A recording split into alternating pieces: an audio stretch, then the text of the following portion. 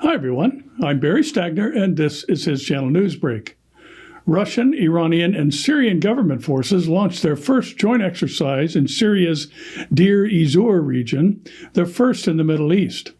The exercise, taking place on the western bank of the Euphrates, features their first combined trilateral missile launches and airstrikes on fortified targets, and also for the first time, Russian military sources have openly revealed that Iranian Air Force jets, as well as drones and special forces, have arrived in Syria for the war game.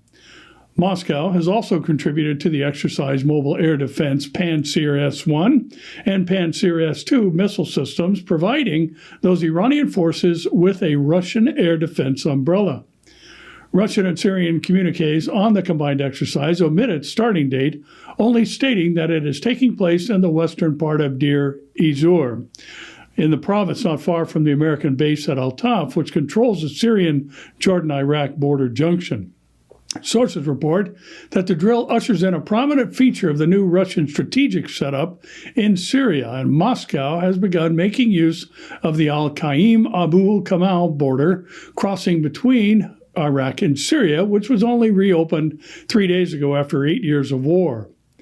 Heavy Russian military vehicles from Black Sea bases, especially in South Ossetia and Crimea, have begun rolling into Syria through the newly opened crossing, thereby cementing a land bridge from Russia to the Middle East, in addition to Moscow's air and naval corridors to Syria. Moscow is therefore using the same land bridge as Tehran for cutting through Iraq and Syria to reach the eastern Mediterranean overland. Russia's shared presence on this route will make it hard for Israel to attack the land corridor forged by Iran when it uses the same border crossing and route as the Russians.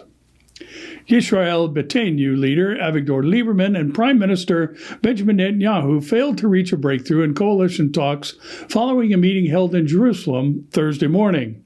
Netanyahu urged his political rival to join his right-wing coalition as soon as possible in order to reestablish the Israeli government stability. But despite the prime minister's entreaties, no breakthrough was achieved during the discussions, the Likud party said in a statement. Liberman, for his part, told Netanyahu to consider the economic and security challenges currently facing Israel and pressed him into forming a government with Blue and White Party leader Benny Gantz. Only then will we discuss the division of minister portfolios and the rotation of the prime minister, an Israeli Beiteinu statement stated.